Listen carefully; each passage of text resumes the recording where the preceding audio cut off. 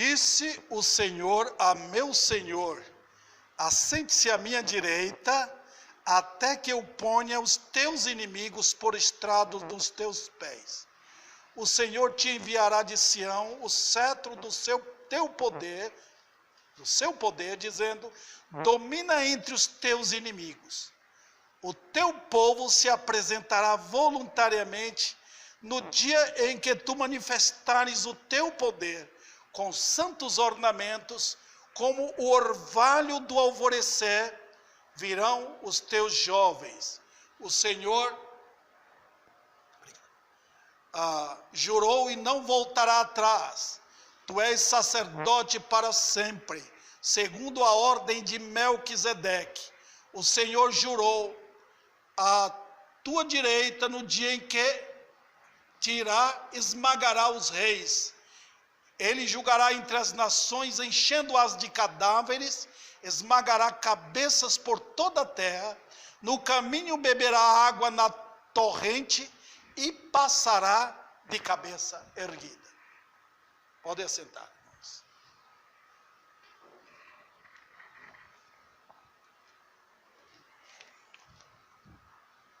A segunda lição que transborda aqui nesse texto é Cristo e sua grande conquista. Nós vamos colocar nossos corações nisso aqui, queridos irmãos. Domina entre os teus inimigos. O que significa isto? Quando fala domina, o que seria dominar? Eu não conheço o hebraico, não estou começando a estudar agora. Mas os textos no Novo Testamento dão ideias impressionantes da palavra dominar. Mas, com respeito a Cristo, eu sei o que significa domina. Os irmãos lembram aquela vez, quando Davi estava querendo beber água do poço de Belém? Eu entendo, ele estava na guerra. Ele, de longe, ele viu o poço que ele, provavelmente, quando era jovem, bebia água daquela cisterna. Ele era de Belém. Ele diz: ai, quem me dera eu beber aquela água. Os soldados dele, 3 homens, se levantaram e falaram: não, vamos tirar a água de lá. Eles foram, passaram no meio dos inimigos, tiraram água do poço e levaram para o rei. Isso que significa dominar. Essa é a ideia de Cristo realizando triunfantemente o seu trabalho no mundo. Eu pergunto a vocês, queridos irmãos, o que é o mundo? Tirando os crentes, os homens são todos inimigos tremendos do Senhor Jesus Cristo. Tremendos. Não tem ninguém, a não ser os crentes, que ama o Senhor. Não tem. Não é crente em Cristo. Pode ser até um religioso. Pode ser até um membro de uma igreja. Mas no íntimo, ele odeia o Senhor. Ele está dizendo: eu não quero que ele reine sobre mim. Eu não quero o controle dele na minha vida. Vai mostrar isso nos pensamentos e nos seus atos. Ele pode falar bonito de Jesus, mas é outro Jesus. Ele pode dizer que está cantando louvores, mas é outro Jesus. Se a pessoa não é convertida, o velho e arrogante homem em Adão desfere golpes no íntimo, aponta sua arma contra o Senhor da glória. A realidade que nós temos do mundo é que é um mundo tremendamente hostil contra o Senhor. Os irmãos sabem disso. É só dar uma olhada no Salmo 2. O que é que nós temos no mundo? Os homens estão dizendo: nós não queremos o reino de Deus. Nós vamos escolher Escolhamos um presidente aqui, escolhamos um primeiro-ministro aqui, escolhamos um rei aqui, mas nós não queremos que ele reine. Nós não queremos suas leis. Elas são muito santas. Nós queremos é quebrar esses laços. Nós queremos cortar essas algemas. Nós queremos quebrar esses grilhões. Essas ordens. Não matarás. Não adulterarás. Não furtarás. Honra teu pai e tua mãe. Ame só o Senhor. Adore somente a Ele. Essas coisas nós não queremos. Os irmãos percebem isso quando até um pastor fiel percebe isso dentro de uma igreja. Os elementos que não são crentes querem dominar o pastor. Por favor, não pregue sobre isso. Se pregar, nós não vamos pagar o seu salário. É assim que acontece. Os homens no coração, queridos, não têm uma amizade pelo Senhor. Eles odeiam. Outro detalhe, queridos irmãos. O mundo é o que é, por quê? A história nossa é antiquíssima. A história foi que o pecado entrou. A história minha e a tua história, querido, começou no Éden. Foi ali que eu ergui minha fronte e mostrei minha confissão de ódio a Deus e de um amor incrível pela serpente, que eu disse para ela: eu quero que tu me guies. Foi ali que entrou a inimizade. Eu vejo alguns, até crentes, achando que seu filhinho nasceu tão bonitinho. Olha, é um anjinho. Não é. Ele é um Adãozinho. Ele nasceu pronto para mentir. Ele nasceu pronto para pecar. Ele nasceu pronto para rebelar-se contra Deus.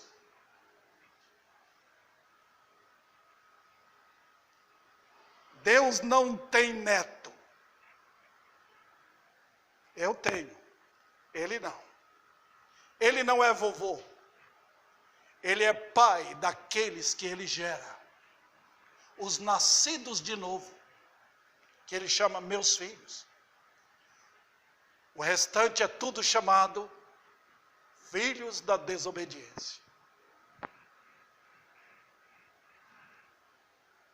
Outro detalhe é que Satanás reina aqui com seu império do mal. Satanás não mudou. Não houve uma conciliação entre o céu e o mundo. Não houve, irmãos. Não houve da parte do diabo e de Deus justiça e a paz se beijando. Não tem. Tem entre Deus e os eleitos a justiça de Cristo e a paz se beijando.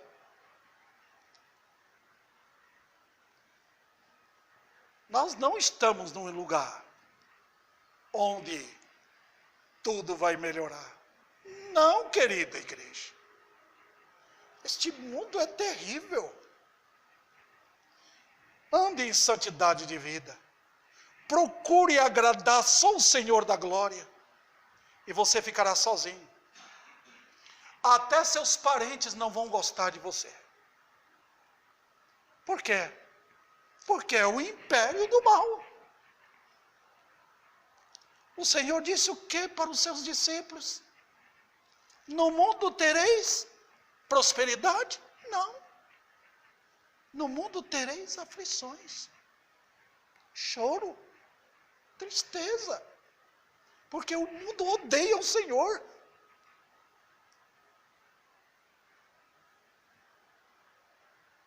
Eles farão de tudo para derrubar sua fé. eles vão fazer de tudo para dizer que você merece coisas melhores aqui. Nós somos do Senhor e pronto. Aquele hino que nós cantamos, eu sou de Jesus, aleluia. Pronto.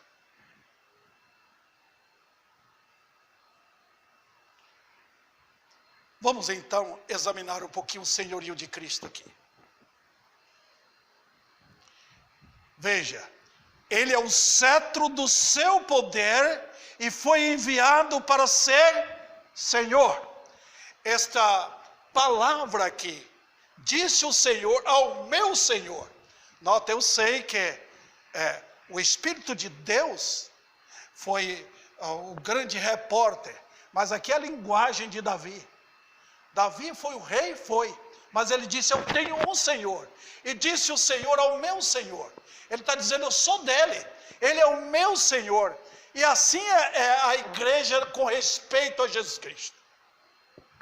Em Filipenses, capítulo 2, a partir do versículo 5, Paulo fala sobre Jesus, o modelo de humildade, o modelo de servo, que cada crente deve seguir tal modelo. Mas ao apresentá-lo ali, fala da vinda dele, da maneira como ele se tornou servo, e depois foi exaltado. Olha aí, irmãos, ele foi exaltado como Senhor. Vai chegar aquele dia e que o mundo hostil contra Deus vai ter um barulho tremendo de joelhos quebrados para curvar perante o Senhor, para dizerem todos, até o inferno dirá, Jesus Cristo é o Senhor.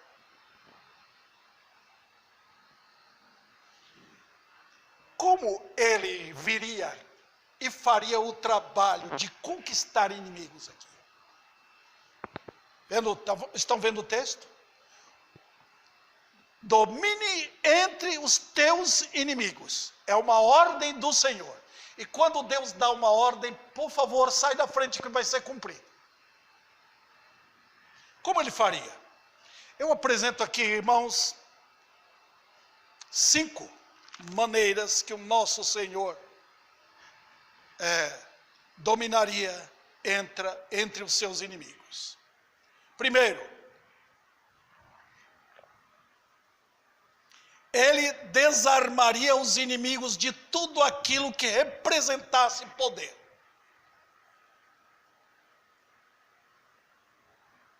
E ele fez. Os irmãos lembram de Herodes, Pilatos? O poder do inimigo, aquele poder atroz contra o Senhor. Olha as armas dos homens, irmãos. Lanças, espadas, flechas, açoites. Tudo isso seria desarmado.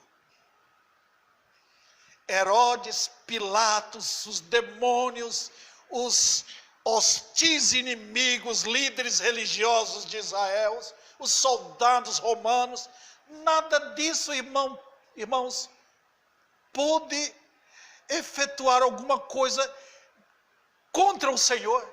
Deus usou tudo isso para cumprir seu determinado poder. Mas veja algo mais. Quando o Senhor foi à cruz, aos olhos da multidão, ali a zombaria do povo, crucifica, mate, queremos um outro rei.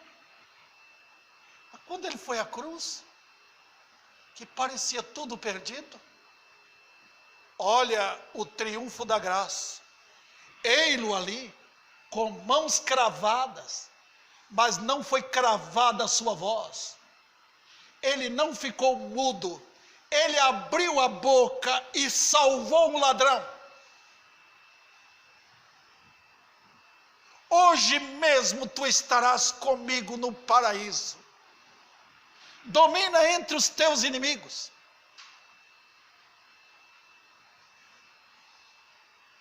Olha o golpe dele contra o diabo.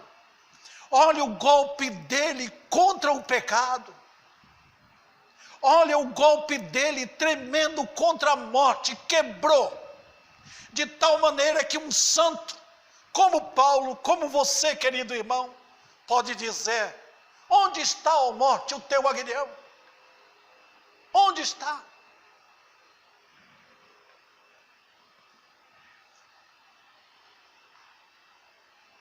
Ele desarmou tudo. De tal maneira que agora, o que ele faz? Ele entra numa cidade como Ribeirão Preto. Entra assim. Entra numa casa.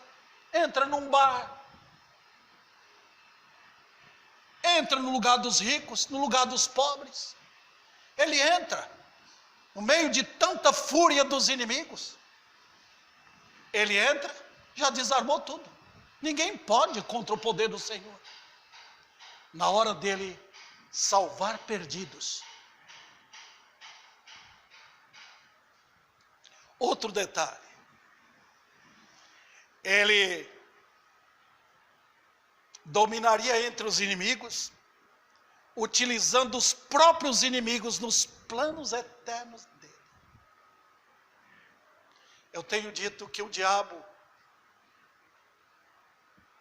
os demônios, os poderes das trevas, são trabalhadores incríveis de Deus.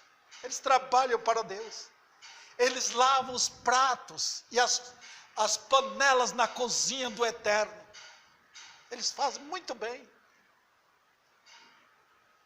Quando Satanás pensa que está vitorioso, a graça se manifesta triunfante. Porque não tem, irmãos, poder nenhum aqui na terra que entenda o que é graça. Não tem poder do diabo que entenda o que é graça. Satanás e os demônios e os homens entendem tudo à luz do que é natural. Os irmãos lembram quando ele falou a respeito de Jó? Jó só pode louvar o Senhor, adorar o Senhor, sem ter dado tudo para ele. Então ele vai só servir. Tá bom, eu vou mostrar o que é graça. Foi quando Jó perdeu tudo, inclusive os filhos, e pôde ali ajoelhar e expressar a sua adoração. O Senhor deu, o Senhor tomou, bendito seja o nome do Senhor. Isso é graça. Notem, queridos, o que é que brilha neste mundo?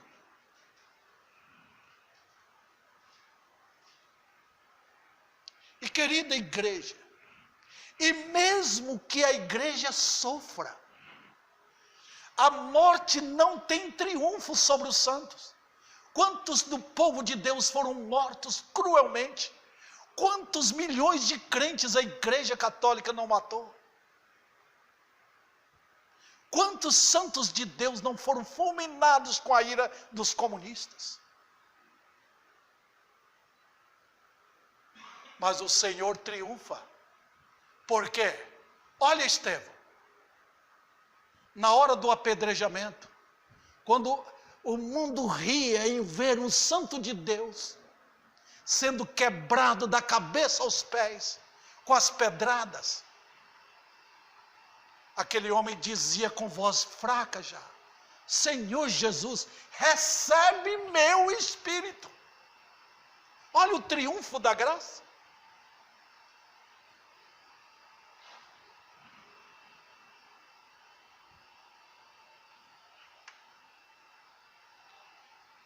Em terceiro lugar, o Senhor conquista seu povo em pleno território inimigo. Nós não viemos, nem o pastor Cleito veio aqui para achar um campo fácil. Não tem lugar fácil. Quando Paulo chegou em Tessalônica, irmãos, que perspectiva tinha? Um povo hostil, um povo idólatra, e onde tem idolatria tem maldades e mais maldades. Mas olha o capítulo 1 de 1 Tessalonicenses, como o evangelho chegou, que Paulo ficou impressionado de ver homens e mulheres se convertendo, pegando suas imagens, jogando fora, não quero mais saber disso, nós vamos servir ao Deus vivo e verdadeiro, e ainda esperar a volta dele. Triunfando em território inimigo. Tem sido assim a conquista de muitos homens, em períodos de avivamento, quando o mundo parecia que não tinha mais jeito, quando o triunfo do pecado era tal, homens de Deus implorando, orando, rogando, jejuando. Deus nos dá avivamento, livra o povo dessa situação, vem glorificar o teu nome, tira os teus juízos. É a graça segurando a mão de Deus, a faca de Deus para não trazer a punição dele. E ele mostrando sua compaixão em pleno território inimigo. Spurgeon falou: o evangelho é suficiente. O evangelho fecha bares. O evangelho fecha hospitais. O evangelho acaba com a corrupção. O evangelho liberta os encarcerados. Por quê? É o triunfo de Deus no meio dos seus inimigos.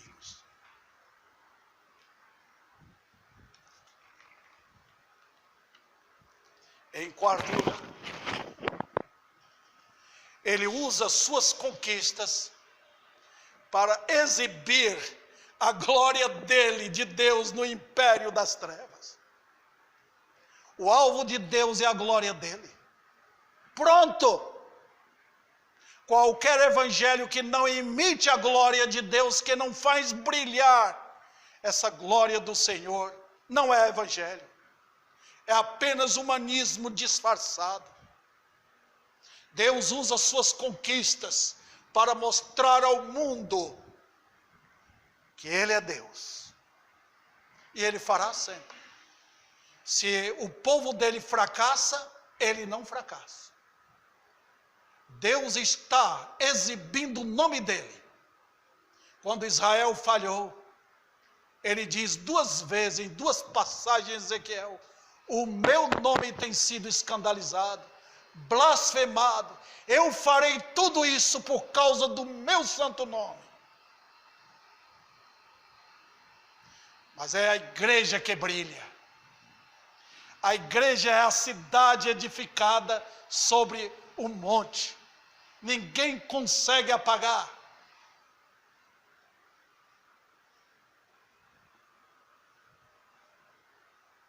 Em pleno império das trevas.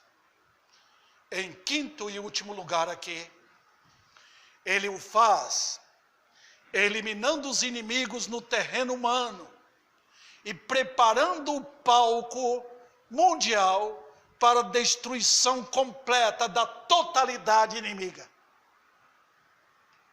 Ele está fazendo isso agora. Ele está tirando o seu povo. O mesmo que ele fez com Ló em Sodoma. Tirou do lugar. Ele está fazendo aqui em Ribeirão Preto, em São Paulo, em todo o Brasil, no mundo, nos Estados Unidos, no Japão. Em todo o tempo ele está. Quantos anos fará isso? Não sabemos. Ele conquistará a totalidade dos eleitos. E ele preparará o mundo para a grande exibição da sua ira.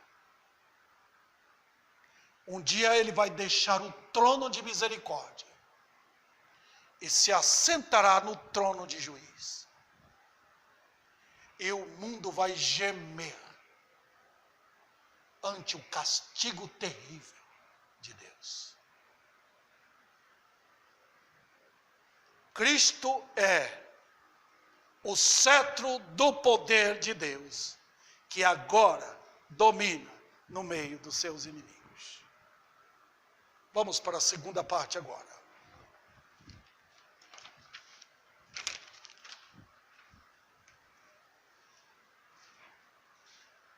a gloriosa conquista dele no meio dos seus inimigos. Versículo 3. O teu povo se apresentará voluntariamente no dia em que tu manifestares o teu poder com santos ornamentos. Queridos irmãos, os versículos 1 a 4 mostram a conversa entre as duas pessoas que aparecem no versículo 1. É o pai falando com o filho na eternidade a respeito do seu ministério na terra, quando aqui viesse para trazer a salvação ao povo eleito e conquistá-lo para si mesmo. Eu tenho aqui, irmãos, nesse versículo 3, uma das mais exuberantes passagens do Velho Testamento, confirmando a unidade das Escrituras em expor o propósito da salvação. E é esta visão que nós temos que ter. Aqui está o Evangelho. Ora, o que nós aprendemos aqui? Vamos lá. Primeiro, o filho recebe a autoridade do pai para ser o cetro do seu poder. Os irmãos podem perceber essa unidade que existe. Jesus expõe com clareza essa unidade em João. Eu vim para a obediência ao meu Pai. Eu vim para glorificar o meu Pai. Eu vim para salvar os que meu Pai me dá. Os irmãos estão entendendo aqui? O Evangelho não é um propósito meu, nem do pastor Cleito, nem de qualquer pastor. Não é uma organização de pastores que planejaram isso. Não. O Evangelho é algo de Deus. Se nós sairmos disso, nós vamos entrar em grandes problemas. Porque é Deus realizando a obra. Os irmãos podem perceber que foi assim com os discípulos. Fica em Jerusalém. Não sai abruptamente, não. Não vão tentar pregar que não dá certo. Vocês precisam de poder. Fiquem em Jerusalém. Quando o Espírito Santo desceu, aqueles homens foram ungidos com poder. Eles passaram a ter a habitação do Espírito de Deus neles. Foram movidos em poder da palavra de Deus. Olha a mensagem de Pedro em Joel, no capítulo 2, quando ele pregou e 3.000 almas se converteram. O dia do poder do Senhor. Vamos examinar isso. Em segundo lugar, ele recebe a ordem de ser Senhor em pleno território inimigo. E é aqui que nós podemos confiar. Jesus é Senhor ou não é? Eu vejo a mediocridade da fé hoje. Ou Jesus é Senhor, ele não é. Se ele é apenas um salvador teu, então ele não é Senhor. Eu vejo mulheres hoje dizendo que são crentes. Não tem Jesus como Senhor. Não respeitam os seus maridos. Não respeitam em submissão a ordem do Senhor. Fazem de propósito. Elas dominam seus maridos. Eu vejo homens não respeitando o senhorio de Cristo em amar e proteger a esposa, guiando o lar nas coisas de Deus. Ah, sim, irmãos, está faltando esta exibição do senhorio de Cristo. Na vida também. Quem controla a sua finança? Quem controla a sua vida? Quem controla as suas palavras? Jesus é Senhor ou não?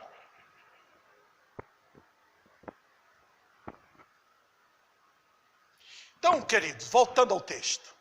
No primeiro que eu falei para os irmãos, é a salvação. E como isso acontecerá? 2 resultados. Primeiro, a salvação. O segundo, a ressurreição. Está vendo aqui? Observe o versículo 3. O teu povo se apresentará voluntariamente no dia em que tu manifestares o teu poder com santos ornamentos. Salvação.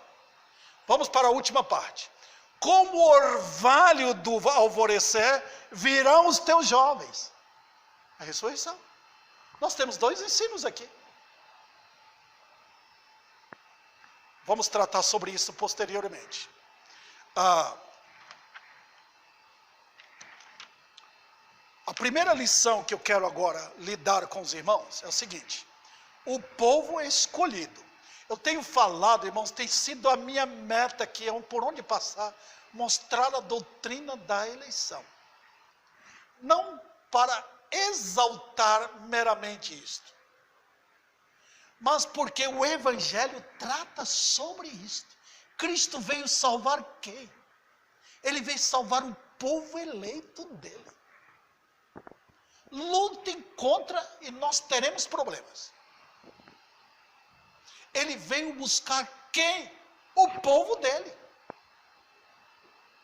Ele veio morrer na cruz por quem? Pelo povo dele. Cristo não amou, por assim dizer, outra mulher.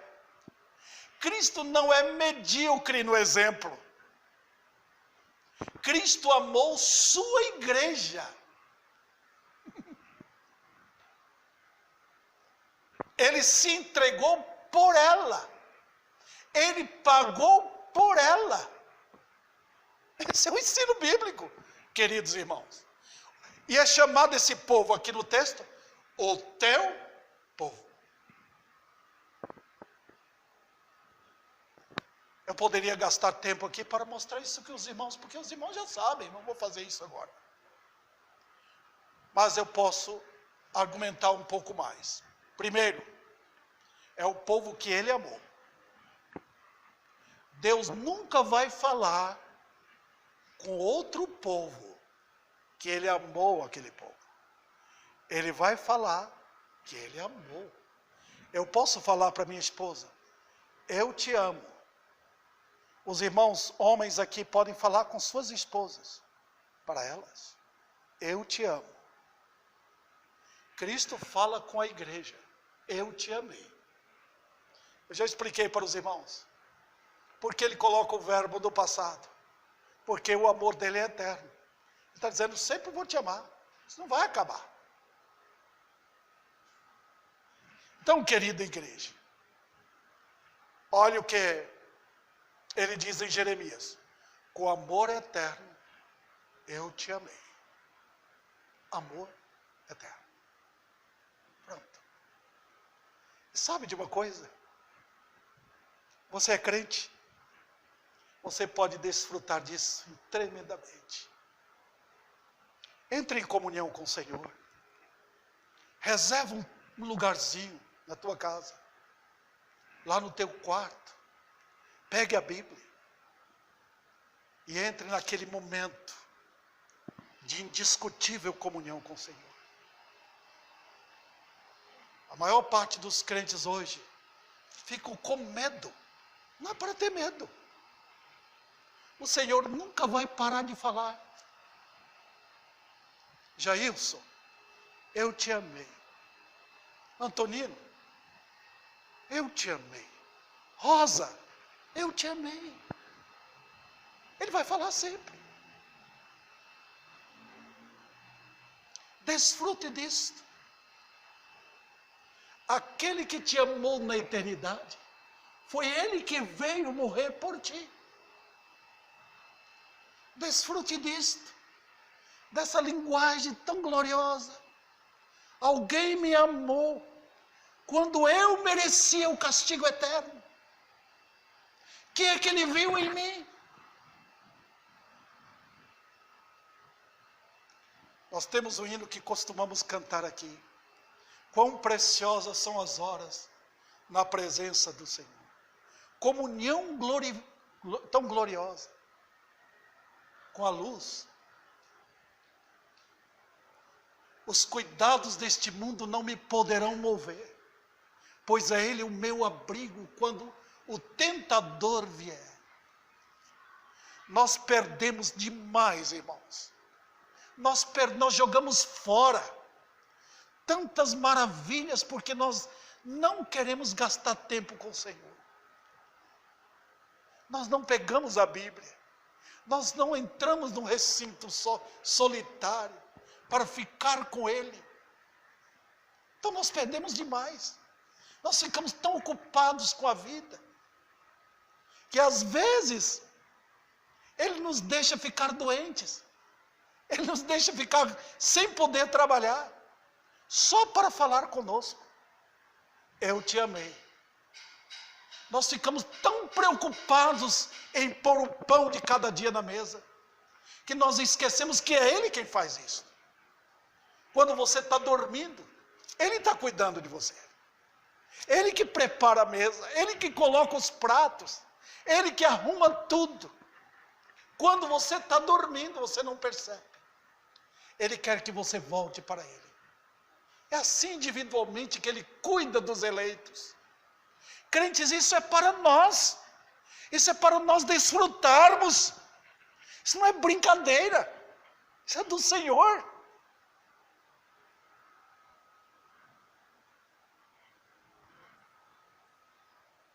Outro detalhe. É o povo que o Pai lhe entregou. A Bíblia mostra isso de duas maneiras. Coletivamente, o Pai entregou um povo para o Filho. Ele escolheu em Jesus. Ninguém foi escolhido aqui de um modo particular. Eu vi Jailson, eu vi o Jonatas, eu achei nele uma boa pessoa, eu achei que um dia ele iria crer em mim. Não. Em Efésios diz que Ele nos escolheu no amado. O pecado nos achou em Adão. A eleição nos achou em Cristo. Olha a diferença. Deus fez isso.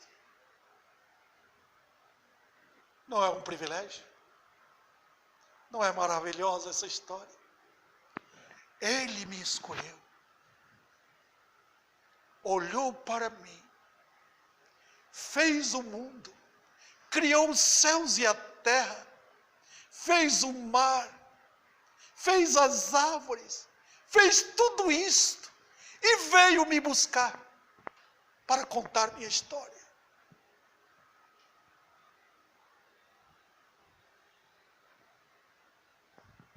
Mas ele fala também de um modo individual. Todo aquele que o Pai me dá, esse virá a mim. Eu vejo hoje, quantos pecadores temos? Não tem tido pecador. Nós estamos vivendo uma época que não há pecador. Você não encontra homens e mulheres quebrantados no coração, desejosos por Cristo. Mas Ele fará, no dia do poder dEle. Outro detalhe, que a Bíblia fala a respeito desse povo. É o povo que estaria debaixo do domínio do pecado. Quando vocês veem falando no Velho Testamento, Deus tirou o povo de Israel da fornalha de ferro. Aquilo é nada, irmãos. Aquilo é uma ilustração pequena do que é o poder do pecado. Nós vemos no Novo Testamento homens e mulheres escravizados. Olha o povo de Israel, quando eles estavam lá pensando: nós somos descendentes de Abraão, nós estamos indo para o paraíso morar com nosso pai Abraão. Jesus falando: vocês são filhos do diabo, vocês são pobres escravos do pecado. Mas nós somos, não são aquele povo lá, os gregos, os bárbaros, não, vocês são escravos do pecado. Olha o capítulo 5 de João. É uma exposição do poder terrível da morte no homem. Ele diz: eu vim para dar vida, porque os homens estão mortos. Tenta trazer alguém para a igreja. Talvez alguém venha empurrado. É um morto. Mas quando você traz, quando você convida, quando você vem aos cultos, trabalhando para trazer pecadores, você está trazendo mortos. O pastor prega para Deus ressuscitar. Ele vos deu vida quando estávamos estáveis, mortos em vossos delitos e pecados.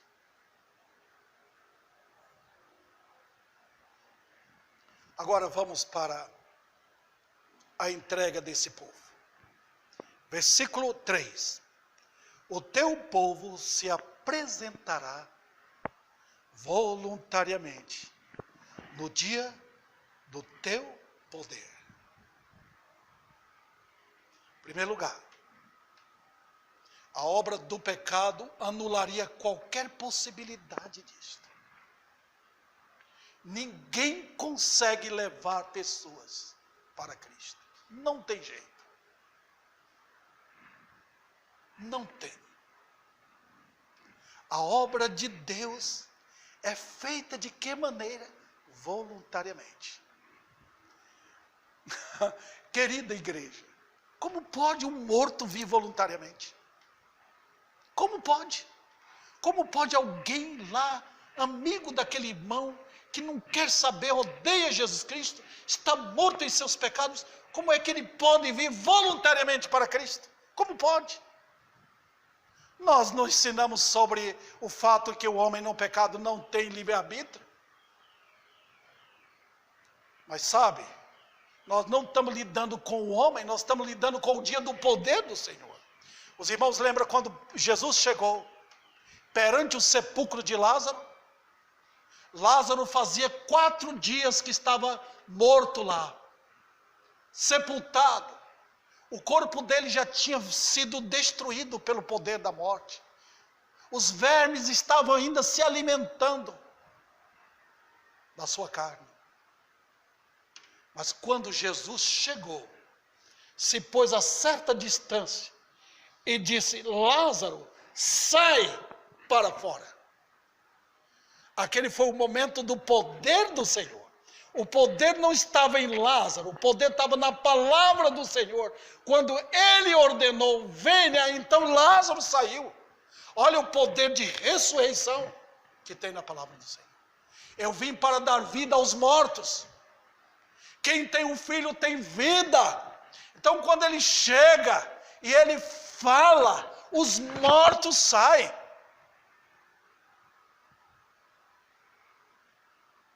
Lázaro saiu.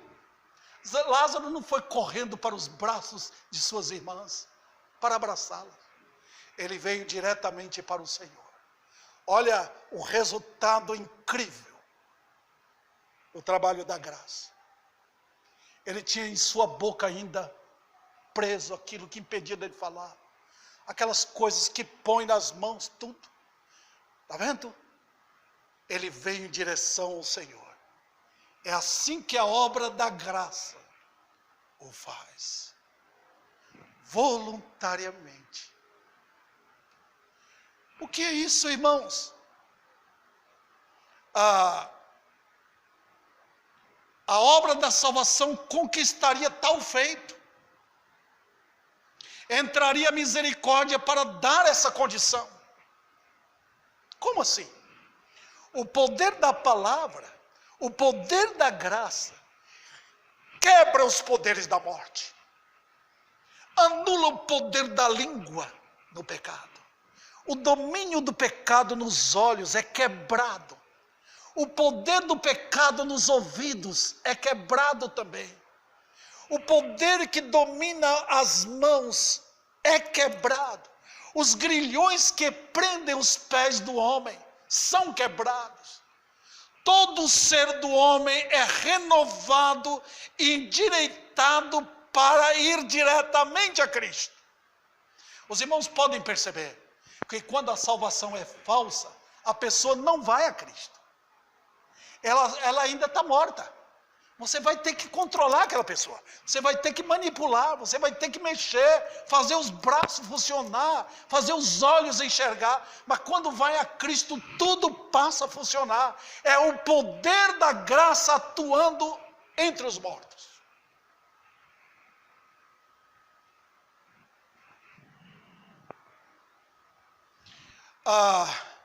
Então, queridos, quando os pecadores ouvem a voz, em verdade vos digo, quem ouve a minha palavra, como pode um morto ouvir? Notem, Deus fala através da porta aqui. Ouve a minha palavra e crê naquele que me enviou. Tem. Ele está dizendo, esse tem, pode olhar. Ele ouve a minha palavra. As minhas ovelhas ouvem a minha voz. Algo aconteceu com elas. Alguém abriu os ouvidos. Como é que pode? Ele ouve a minha palavra. É sinal de que tem vida. Você quer ver? Pessoas que saíram da morte para a vida. Deixa entrar na igreja. Deixa entrar aquele, eu quero ouvir, eu anseio por isso, eu quero a palavra de Deus, eu quero ir falando ao meu coração, eu quero saber quem morreu em meu lugar, eu quero conhecê-lo. Então, a entrega é voluntária. Da mesma maneira que foi voluntária a entrega ao pecado. Nós nos entregamos voluntariamente ao pecado. Nós caímos no pecado em Adão porque nós quisemos. Nós manifestamos esse amor pelo pecado no dia após dia. E agora a entrega a Cristo é algo voluntário.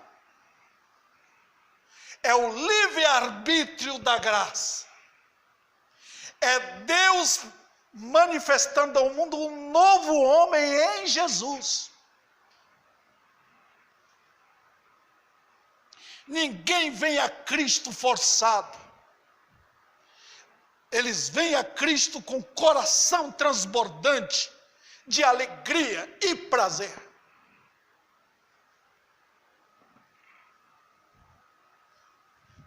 Estou chegando ao fim, querida igreja. A ocasião da entrega deste povo. Olha o versículo 3. No dia do teu poder.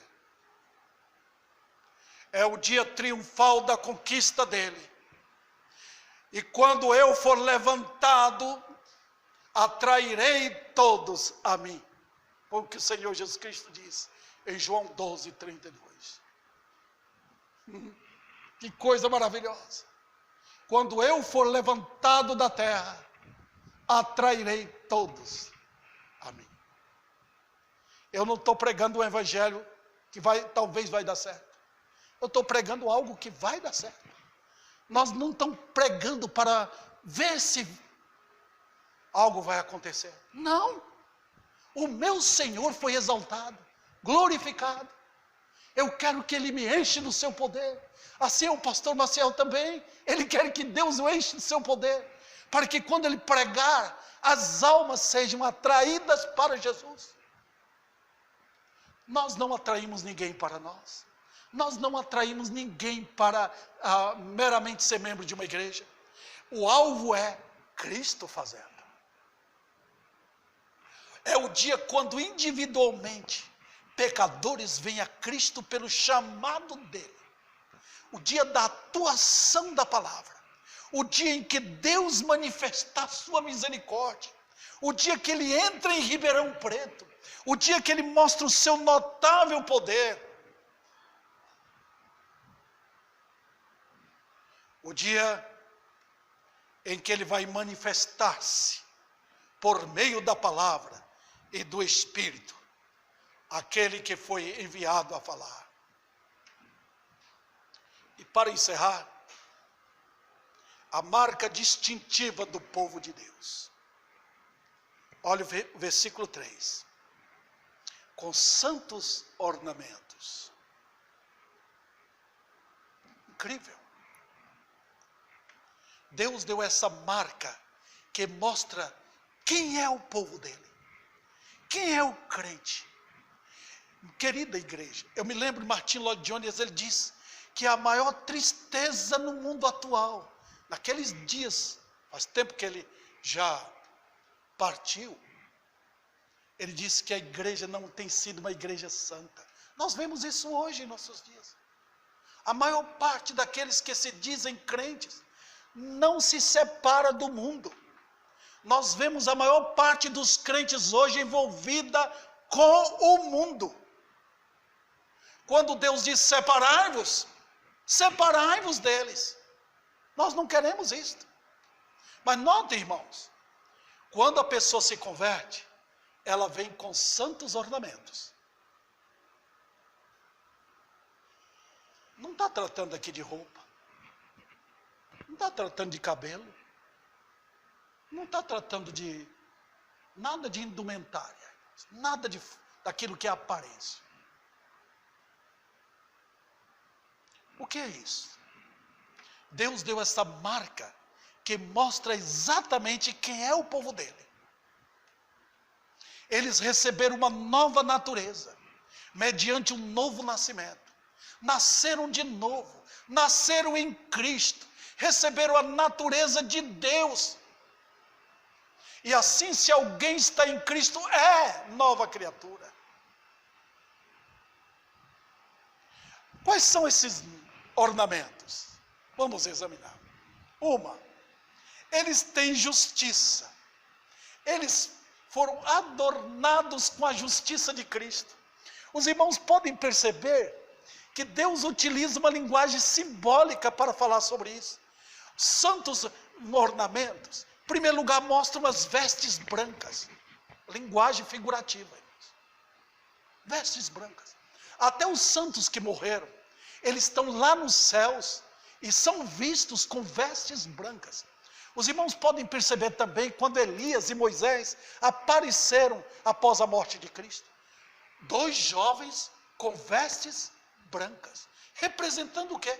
Justiça. Limpos, foram purificados, não tem mais culpa legal diante de Deus, foram aceitos em Jesus. Justiça, queridos irmãos. A vida então manifestará retidão. Retidão. O que eu fiz, eu confessei. O que eu fiz de errado, volto e lembro daquilo, não quero mais. O caminho agora é um caminho reto para Deus. Nós estamos precisando disso. Homens e mulheres que brilhem a glória de Cristo, a beleza de Cristo, a retidão de Cristo na vida deles. Amor genuíno. Não é esse amor medíocre, não é esse amor febril do mundo, o amor de paixões que temos aí, mas o amor bíblico, o amor que respeita, o amor que obedece, o amor de caráter cristão. Também, santos ornamentos aparecem com firme esperança. Não estamos ligados a este mundo, não temos permanência aqui, nosso lugar é no céu, nós não estamos juntando tesouros aqui, nosso tesouro está lá. Também alegria no Senhor, alegrai-vos no Senhor, obediência firme e decidida, amor a Cristo, batalha pela causa, os santos ornamentos, a igreja marcha triunfante até o fim. Esses são os santos ornamentos que Deus dá pela graça àqueles que vêm a Cristo.